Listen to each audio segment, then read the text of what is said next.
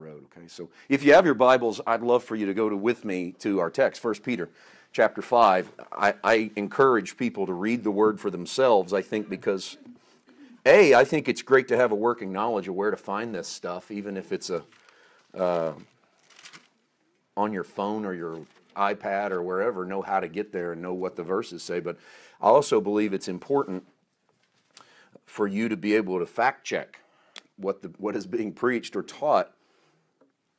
One of the fastest ways to do that is be looking at it. And so in that you can see context, you can see what the writer was saying coming into the text and what he was saying going out of the text. And I'm going to do something this morning that I've always enjoyed doing in preaching, but it's in some circles a little bit controversial. That's probably the wrong word, but I'll stick with it.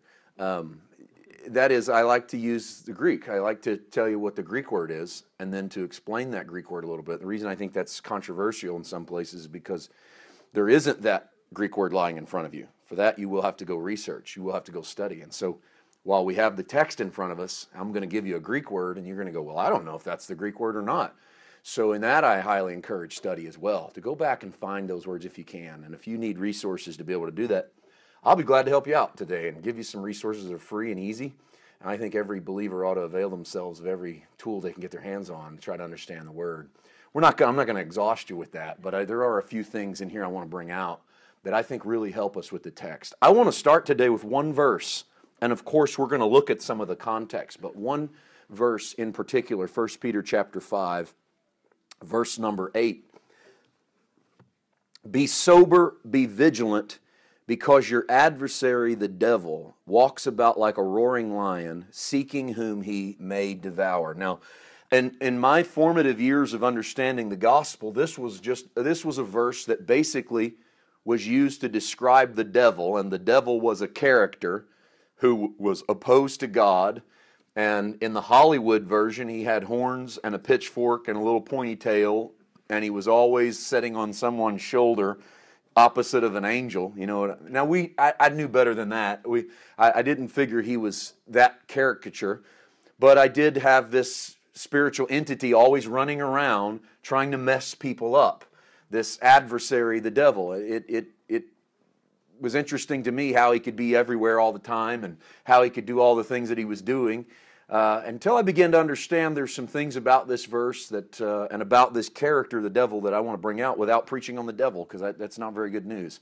I certainly don't want to preach on him, but I do want to show you a few things about this text. Look at the opening of the phrase, be sober and be vigilant.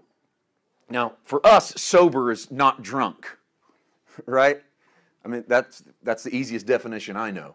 But this is not what the Greek says, and it's not what it means. The Greek word for sober is nepho, and nepho means, and this is literally Thayer's Greek lexicon definition, calm and collected in spirit.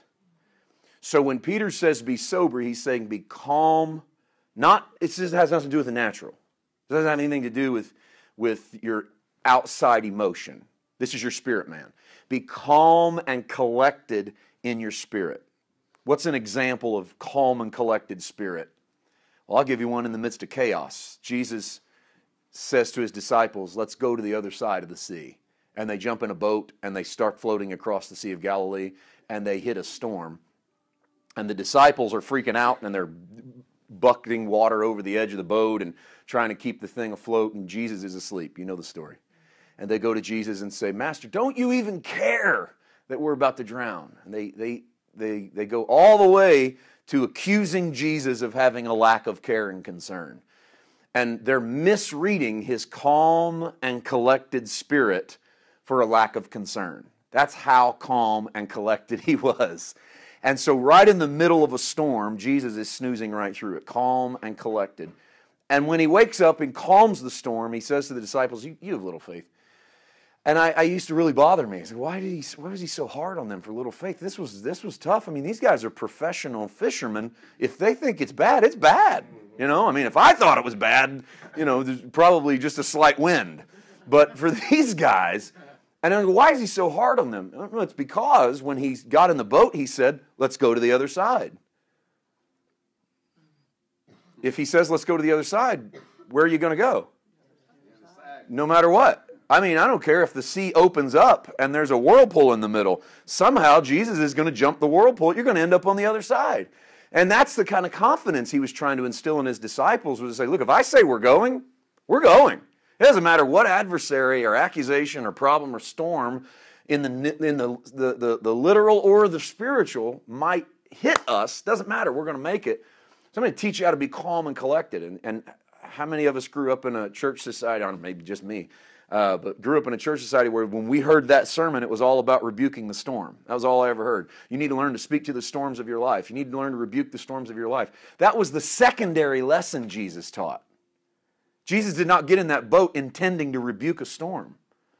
Jesus got in that boat intending to take a nap. The storm interrupted the nap, then he had to calm the storm. What was Jesus trying to teach the disciples? He wasn't teaching them how to calm storms. If he wanted to teach them how to calm storms, he wouldn't have went to sleep. He would have waited until the storm and said, gather around, boys. This is how you deal with adversary in your life. You face it head on, you rebuke it, you tell it where to go. No, what he was trying to show them what to do is when you hit a storm, fellas, where should you be? Resting.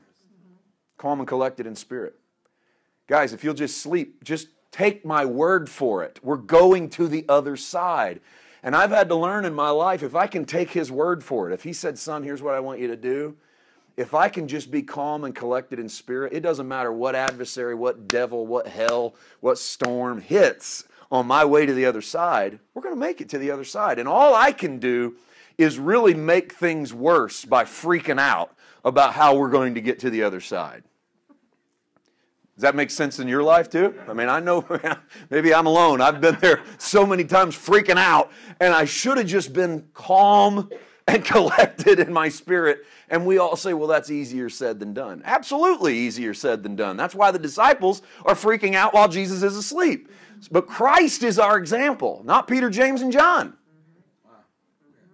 You are not disciples of the disciples. You are disciples of Christ. I think in Christianity we have played disciples of the disciples. A lot of times when we start to compare ourselves in Christianity, we always find the examples of the disciples and go, well, look at this, what they were doing, and this is how they responded. Who cares? I mean, one of them betrayed the Lord, another denied him, only one's left at the foot of the cross. Which one of those guys you want to be?